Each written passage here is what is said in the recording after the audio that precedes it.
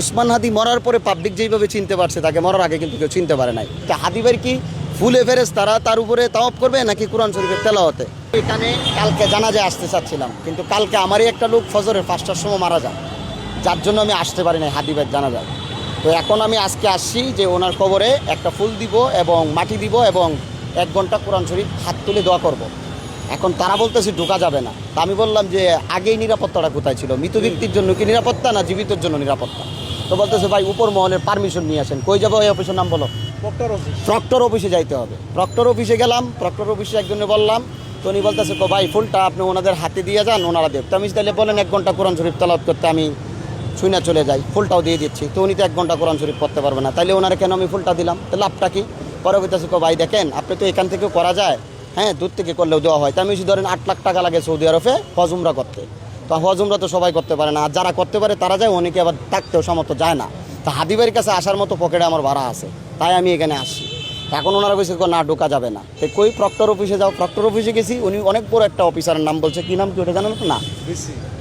বিসির কাছে যাইতাম রয়েছি, উনি ফট করে আবার ফিরাইছে। উনি কইতেছে কালকে কেন আসেন নাই? যখন আমি গেলাম কালকে আমার লোক একটা 5টার সময় মারা গেছে ফজরের, তো তার বাবার লাশ সে ঢাকা থেকে নিয়ে যেতে পারতো না যদি আমি তার এগেনস্টে তার ডিউটিটা না করিতাম। নোমান্টেরি, ঠিক আছে, গ্রুপের অফিসে।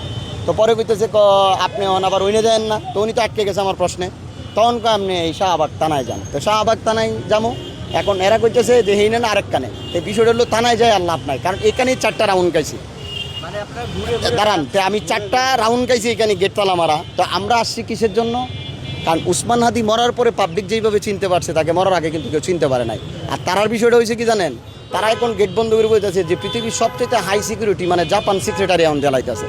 বাইরে এখন মরছে, এখন মানুষ কি উন্মুক্ত থাকবে? এটা কারণ তাদের এখান যদি বন্ধ থাকে, একটা মানুষকে আইসা এক লোক যখন 1 ঘন্টা কোরআন শরীফ পড়বে, তো তুই ফুল দিতে পারছিস 1 ঘন্টা কোরআন শরীফ পড়ে তো সেটা পারবি না, তাহলে আমি দাঁড়ায় থেকে চলে যাই 1 ঘন্টা, তুই পড়তে আমি শুনি। এখন আমার কত হলো সে ফুল দিবে, সে কোরআন শরীফ পড়তে পারবে না। আচ্ছা হাদিবের কি ফুলে ফেরেশতারা তার উপরে তাওয়াফ করবে নাকি কোরআন শরীফের তেলাওয়াতে? তো এখন এইগুলি আপনাদের কাছে বলে গেলাম, আপনারা দেখেন ওরা এইভাবে আটকে রাখছে গেটমেট। আমি চলে যাচ্ছি, আর বাকি নিউজটা আমি আর কইলাম না। কেন?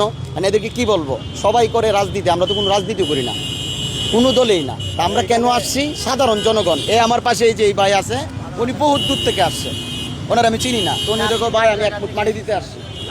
আমি আপাতত গাজীপুর থেকে আসছি। এখানে আসলাম। এই ফুলটা আপনারা রেখে দেন, লাস্টে এই সাংবাদিক ভাইদেরকে 10 বাংলার ফুলটা দিয়ে গেলাম, ওনারা দিয়ে দিব না, আমি চলে গেলাম। আপনাদের কারো মাধ্যমে আমরা